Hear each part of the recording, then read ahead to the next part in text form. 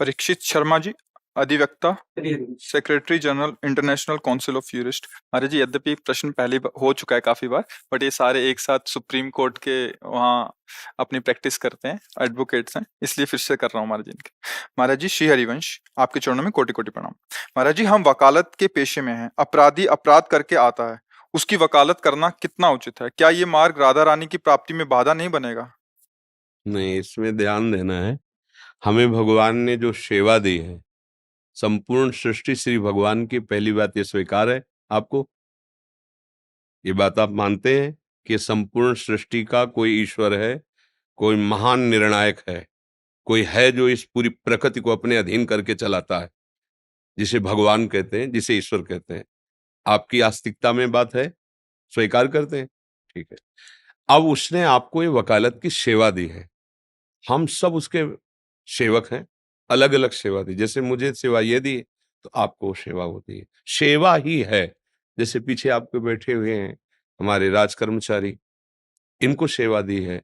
अधर्म करने वाले को दंड देना ये पूजा होगी, हाथ जोड़ना पूजा नहीं होगी। अगर वो चोरी कर रहा है, नीच आचरण कर रहा है, तो इनकी पूजा होगी कि भय युक्त करके उसे धर्म में चलाएं, अधर्म का त्याग करा दें, ये इनकी पूजा बन जाएगी। ऐसे ही आपको न्यायाधीश आपके वचनों के अनुसार ही न्याय करेगा, क्योंकि आपको पॉइंट और प्रमाण दोनों देने होंगे कि अपराधी है या ये निरपराधी है। दोनों पक्ष आपके हाथ में होते हैं।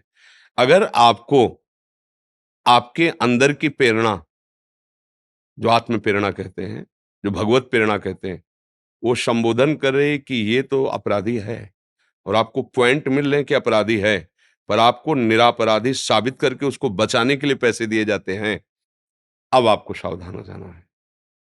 अगर आप उस पैसे के लोभ में आकर उस निरपराधी को, जिसको आपका हृदय भी कह रहा है और आपका दिमाग भी कह रहा है कि, और वो पैसा आपको अच्छा दे रहा है क्योंकि वो बचना चाहता है, अब आप उस केस को अगर जिताते हैं तो अब आपका अपराध बनता है। वो धन अब आपकी बुद्धि और आपके परिवारजनों की बुद्धि को, स्वास्थ्य को और शांति को बिगाड़ेगा, पक्का। यदि आप श्री लाडली जी की कृपा से यहाँ हैं, इसका प्रश्न इस भाव से कर रहे हैं, तो शास्त्र सम्मत और हृदय सम्मत दोनों बातें है। अगर आपने पता चल गया है कि अधर्मी है ये, इसने गलत आचरण किया है, तो चाहे जो कुछ हो जाए हम इसको सजा दिला कर रहेंगे। अब पैसा मिले ना मिले, तुम निरपराध हो, हम तुम्हारा साथ देंगे, पैसा हो या ना हो, कि दोबारा कभी अधर्म आचरण ये ऐसे आप जान जो निरपराधों के साथ ना कर पाए। आपने ताकत लगा दी, उसको दंड मिला, फांसी मिल गई, आपकी पूजा बन गई। ये सूक्ष्म विषय है। अपराधी को दंड देना आपकी वाणी से होगा, आपके प्रमाण से होगा, क्योंकि न्यायाधीश केवल आपके प्रमाण को ही मानता है। आप जो पॉइंट रखेंगे, आप जो प्रमाण रखेंगे, आपको यही पढ़ाया गया है, और आपने अधर्म का पक्ष लेकर उसे धर्मयुक्त प्रमाणित कर दिया और विजय अधर्म की हुई, तो उसके कारण आप बने ना, तो फिर कारण को तो भुगतना पड़ेगा ना। इसलिए मेरी प्रार्थना है, भले नमक रोटी खाना, पैदल चलना, लेकिन धर्म से चलोगे तो एक दिन ऐसी विजय प्राप्त होगी जो इस लोक और परलोक दोनों में आपको सुख और शांति प्रदान करेगी। समय भले लगे। धर्म से चलने वाले को यह जरूर है कि बगल से आपका ही मित्र निकलेगा बढ़िया गाड़ी में, वो आप हो सकता है पैदल हो, उसके पास हर सुविधा हो सकता है, लेकिन वो सुविधा एक दिन उसके लिए ऐसे प्रपंच की रचना करेगी कि वो जीते जी जलेगा, और ये असुविधा आपकी एक दिन ऐसे सुख शांति मिलेगी कि आपका अपने परिवार में जाकर आपको उसके देख के संतोष होगा, हृदय शीतल रहेगा, और आपको भगवान का संरक्षण मिलेगा। अगर भगवान का संरक्षण है तो फिर कौन बिगाड़ सकता है? तो मुझे लगता है कि अगर आपको पता है कि यह अधर्मी है, फिर आपको साथ नहीं देना चाहिए। पर ये लग जाता है, आज की आधुनिकता को उन्नति मानने वाला हमारा दिमाग इस बात को बड़ी मुश्किल से स्वीकार कर पाएगा, बड़ी मुश्किल से। क्यों? क्योंकि जो अधर्माचरण करने वाले होते हैं उनके पास धन की बाहुल्यता होती है, पढ़ाई की है, पैसा लगाया है, पैसा मिल रहा है, हमें क्या है, बस यही सावधान रहना है। आप कृपा पात्र जन हैं, नहीं तो आपको संतों से या शास्त्रों से, उससे ज्यादा संबंध नहीं। आपको वकालत से और धन से संबंध, आज की जो आधुनिक बुद्धि है। पर आप कृपा पात्र भगवान के हैं। आप यहाँ वृंदावन आए हैं और अपने विषय को निर्विकार करने के लिए आप प्रश्न कर रहे हैं कि निर्दोष वृत्ति से हमारा जीवन कटे, तो आप हमारी प्रार्थना मान लेना।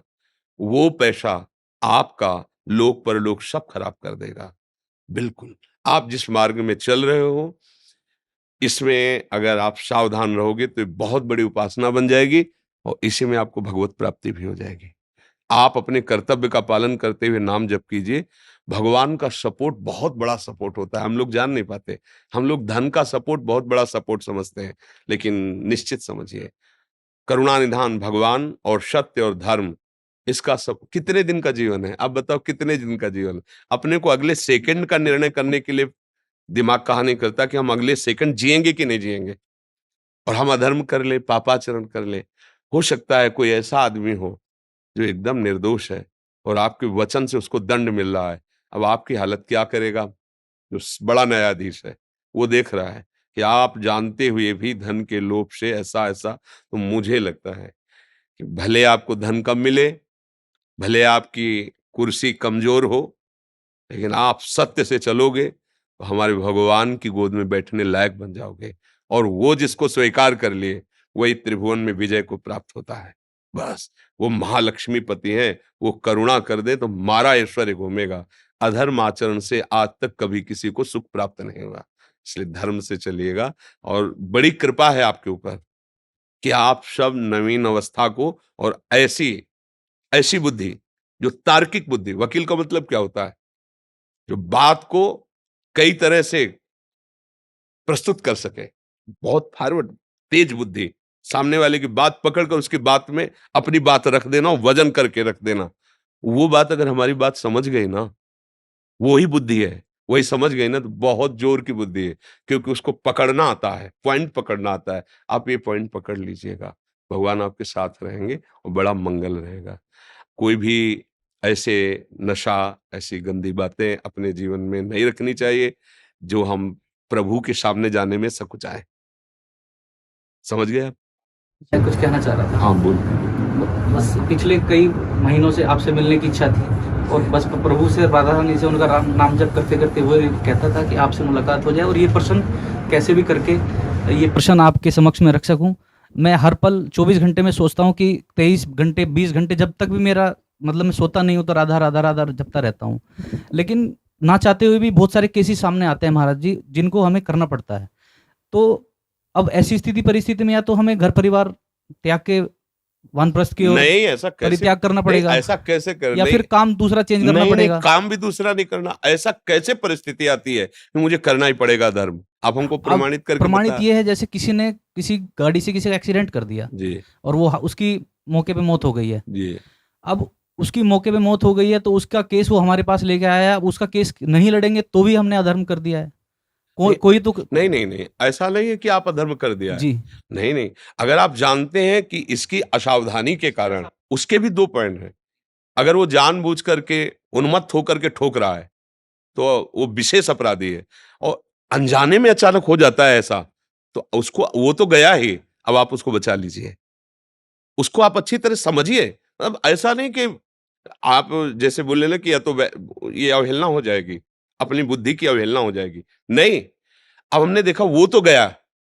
अब ये जो व्यक्ति आया है जिसका हमें केस मिला है, ये वास्तविक असावधान, कभी नींद से हो जाता है कोई, कभी ऐसा होता है अचानक चूक हो गई, ऐसा हो जाता है, तो हमें बचा लेना चाहिए।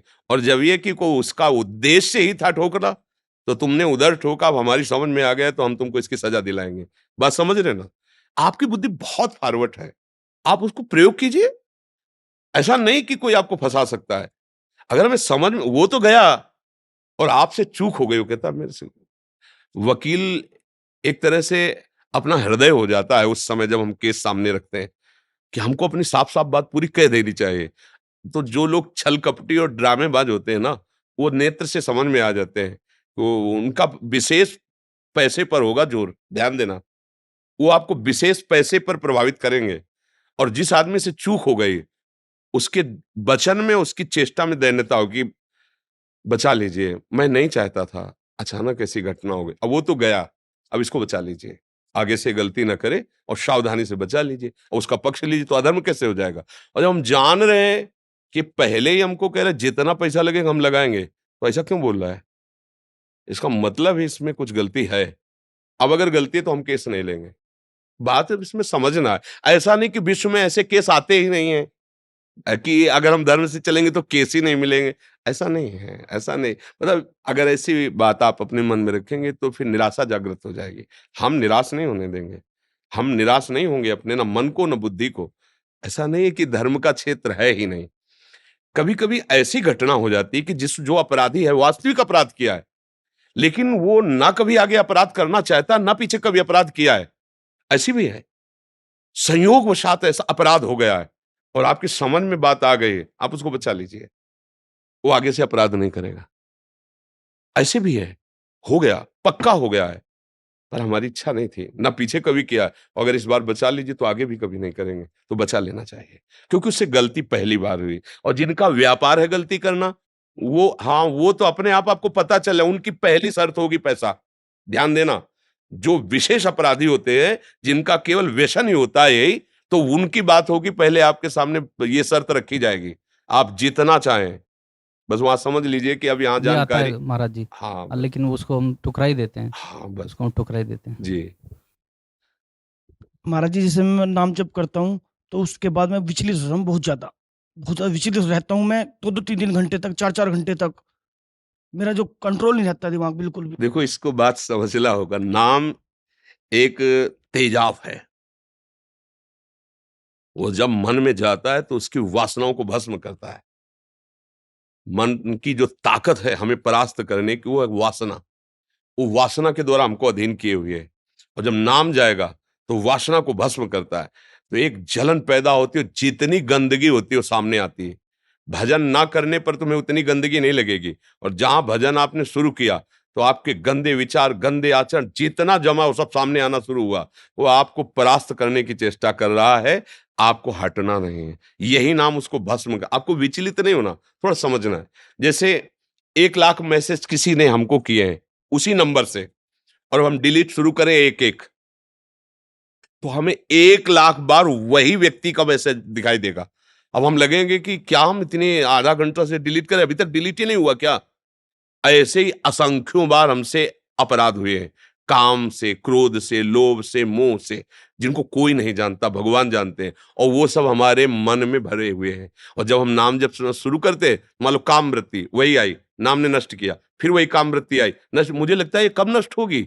वो नष्ट हो रही प्रत्येक, पर वो जमा है बहुत पुराना, अनंत जन्मों से। इसलिए हिम्मत करके डटे रहो, राधा राधा बोलते रहो। एक दिन ऐसा आएगा कि निर्मल हृदय हो जाएगा, शांत हो जाएगा। नाम से कभी अमंगल नहीं होता। जी।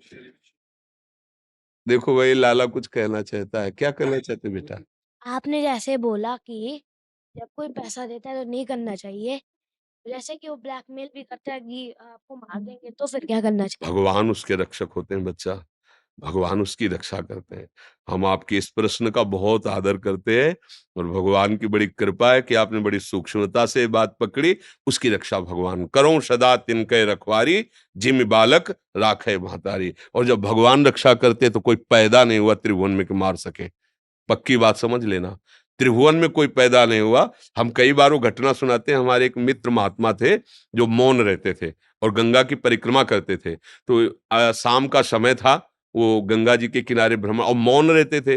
अब गंगा किनारे जो महात्मा भ्रमण करते, बड़ा ही अकिंचन स्वरूप होता है और उधर कुछ विधर्मी, अन्य धर्मावलंबी वो बैठे हुए थे। तो उन्होंने देखा कि बाबा जी जा रहा है, हिंदू धर्मावलंबी। बोला ए, तो संत बहुत सीधे सरल होते, वो नजदीक पहुंच गए। तो 5 6 8 ऐसे सब नौजवान थे। तो देखा कि शाम होने जाए, बोले इसे मारा जाए। तो उन महात्मा ने हमसे बात करते थे, तो उन्होंने कहा हमारे मन में आया कि आज हमारा अंतिम समय भगवान ने निश्चय कर दिया है।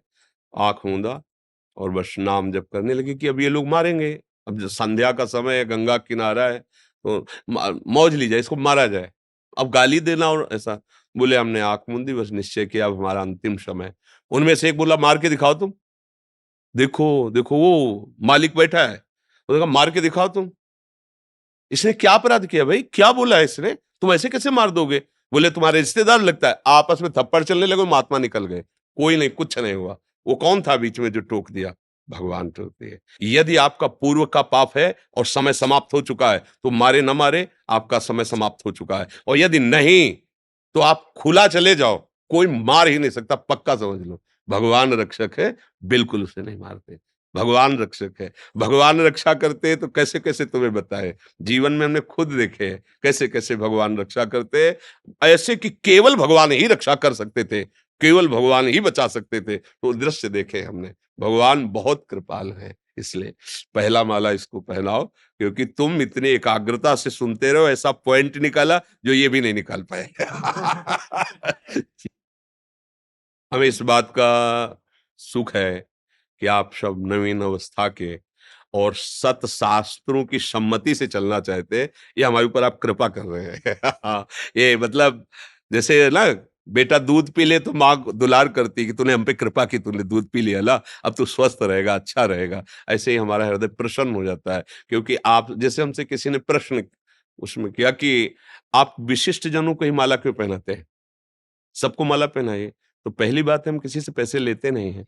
अगर आप 100 रुपया चढ़ा दिए तो हम 250-300 महात्मा है, दाल रोटी जो है उसी से खा लेते हैं। मांगना नहीं, कोई टैक्स किसी तरह का कहीं कुछ नहीं भरना, कोई पर्ची पुर्चा, कोई ड्रामेबाजी नहीं कि भाई वहां दान पेटी रखी, यहाँ ऐसा कुछ नहीं। आप चढ़ा दिए, वो मन में आया तो, अगर हमको लगा कि नहीं लेना चाहिए तो आपको वापस कर देंगे, नहीं चाहिए। अगर हमारी श्री जी बोली हाँ ठीक है तो रख लिया। 2-4 माला बनवा के प्रसादी करवा के रखवा लिए।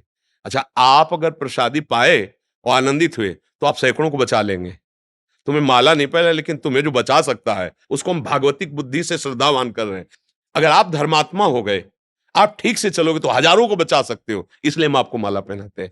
आप हमारी समाज की रक्षा करते हो, रात दिन आप खड़े हो ड्यूटी पे, अगर आप ठीक से चलोगे तो हमारी समाज सुखी रहेगी, इसलिए हम माला पहनाते हैं। पर इतना नहीं हमारे पास कि हम तुम्हारे स्वागत के लिए 1500 माला बनवा कर हमारे पास नहीं। सब बात है, हमारे पास नहीं है कि हम सबको जैसे पहला सकेला। हमारे पास 2-4 माला रोज बनवा के प्रसादी कर लेते, कोई विशिष्ट जल है तो पहना। नहीं, लोगों को लगता है ना कि विशिष्ट जनों को क्यों माला पहनाते हैं, इसीलिए पहनाते हैं। दर्शन मात्र ही हमारे लिए सब कुछ है। आपके दर्शन हो गए, हमारे भाग्य को और कुछ नहीं चाहिए महाराज।